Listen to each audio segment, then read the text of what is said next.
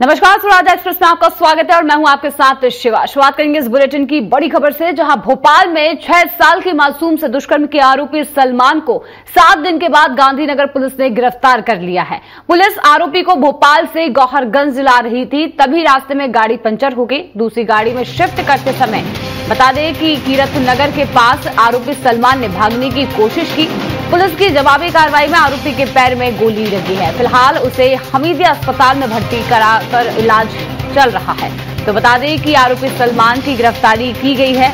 हालांकि आपको बता दें कि गिरफ्तारी के बाद आरोपी ने भागने का प्रयास किया, लेकिन एक शॉट एनकाउंटर के जरिए उसके पैर में गोली लगी है। फिलहाल आरोपी का इलाज जारी है। लंबे समय से आपको बता दें कि 6 दिन बीत चुके थे जहां आरोपी की तलाश की जा रही थी। लगातार आरोपी को ढूंढा जा रहा था और जब आरोपी की गिरफ्तारी हुई तो उसके बाद आरोपी ने भागने का प्रयास भी किया। रेपकांड का आरोपी फिलहाल गिरफ्तार हो चुका है। शॉट एनकाउंटर आरोपी का हुआ है। और इसी के साथ आपको बता दें कि दरिंदे को लगातार 6 दिनों से ढूंढा जा रहा था। ये वही दरिंदा है जिसने एक 6 साल की मासूम के साथ दरिंदगी की। मासूम जो कि एम्स में जिंदगी और मौत के बीच लड़ रही है। 21 तारीख को 6 साल की मासूम के साथ हुए दुष्कर्म मामले में लगातार 7 दिन से फरार चल रहे आरोपी सलमान की गिरफ्तारी भोपाल गांधीनगर पुलिस द्वारा की जाती है। गांधीनगर पुलिस द्वारा आरोपी सलमान को रायसेन पुलिस को सौंपा जाता है। रायसेन पुलिस उसे भोपाल से गोहरगंज की ओर ले जाती है। वहीं भोजपुर के पास कीरत नगर गांव के पास जिस गाड़ी में सलमान को ले जाया जा रहा था वो गाड़ी पंचर होती है और पंचर होने के बाद आरोपी को दूसरी गाड़ी में शिफ्ट किया जाता है। शिफ्ट करने के दौरान ही आरोपी सलमान द्वारा पुलिस की रिवाल्वर लेकर उन पर फायरिंग की जाती है। जवाबी कार्रवाई में पुलिस द्वारा गोली चलाई जाती है जो आरोपी सलमान के पैर में लगती है और आरोपी सलमान के पैर में गोली लगने के बाद हमीदिया अस्पताल भोपाल में अभी उसका इलाज जारी है। लगभग 7 दिन से पुलिस उसकी तलाश कर रही थी, आरोपी सलमान की तलाश कर रही थी। 7 दिन से तलाश के बाद आज आरोपी सलमान की गिरफ्तारी की जा चुकी है। पुलिस प्रशासन कहीं ना कहीं पुलिस प्रशासन को दबाया जा रहा है। किसी भी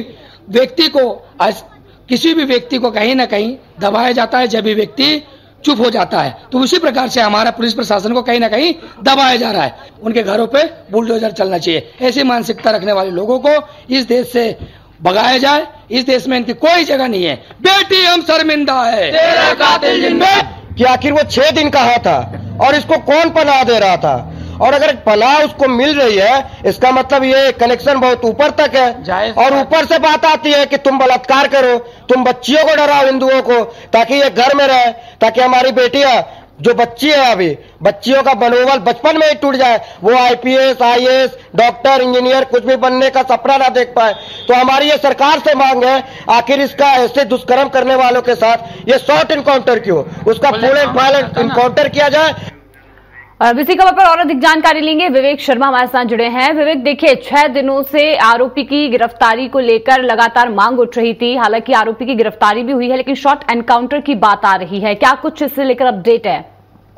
देखिए, बिल्कुल बताते हैं कि जब देर रात गांधीनगर में जो युवक है सलमान, जो कि दरिंदगी की हद पार कर चुका था और ऐसे में उसको अपने मकान के लिए तलाश करना पड़ रहा था, तो गांधीनगर क्षेत्र में जब वो पहुंचता है और किराए से मकान ढूंढता है, उसी दौरान कुछ गांधीनगर के युवक उसे पहचान लेते हैं और ऐसे में लगातार पुलिस को सूचना दी जाती है और उसके बाद पुलिस उसको हिरासत में लेती है। लेकिन जब गोहरगंज पुलिस भोपाल से उसको लेकर जाती है तो रास्ते में कहीं ना कहीं वो भागने का प्रयास करता है और ऐसे में उसके पैर में पुलिस गोली मारती है क्योंकि भाग चुका था और ऐसे में शॉर्ट इनकाउंटर किया गया। इस समय मौजूद है हमीदिया के अस्पताल में और आप देख सकते हैं यहाँ पर 5 थानों की पुलिस बल तैनात किया गया है और ऐसे में किसी तरह की अप्रिय घटना ना हो जिसको देखते हुए पुलिस बल तैनात किया गया है। और कह सकते हैं ऐसे दरिंदगी को अब कोर्ट में पेश किया जाना है, जिसको लेकर अब पुलिस यहाँ से कुछ देर बाद उसे रायसेन जिला न्यायालय लेकर जाएगी और वहां से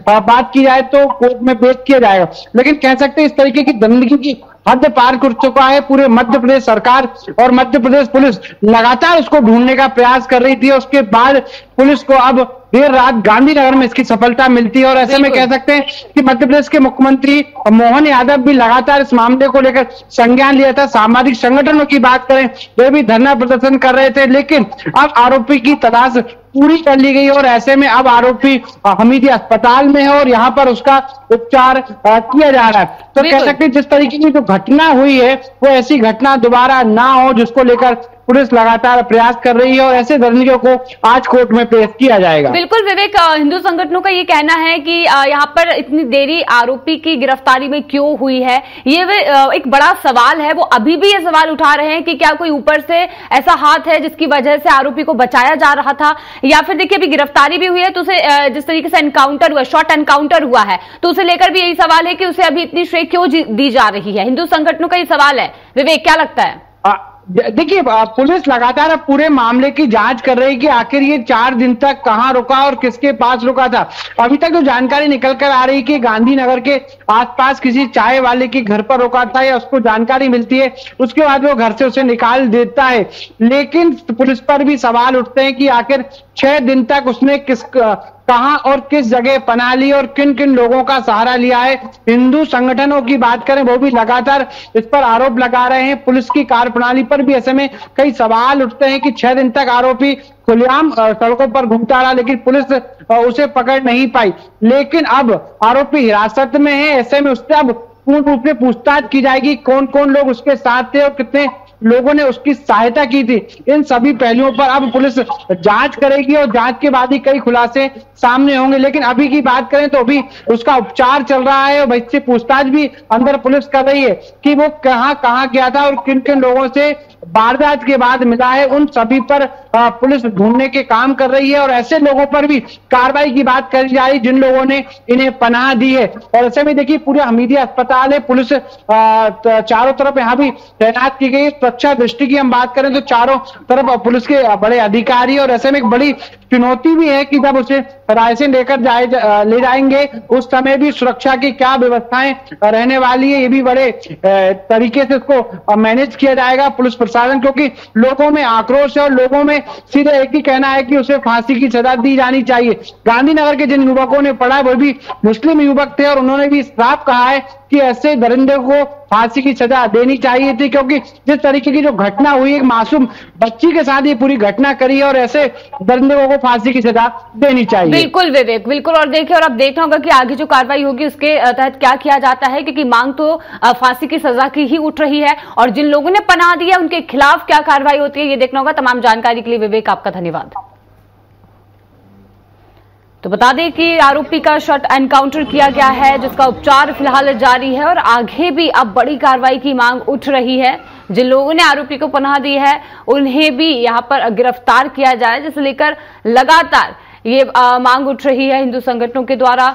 दरिंदे का शॉर्ट एनकाउंटर तो हुआ है लेकिन लोग अभी भी नाखुश हैं, क्योंकि वे चाहते हैं कि आरोपी को फांसी हो, क्योंकि एक मासूम के साथ जिस तरीके से दरिंदगी की है इस आरोपी के जरिए, तो अब ये मांग उठ रही है कि आरोपी को फांसी की सजा ही होनी चाहिए।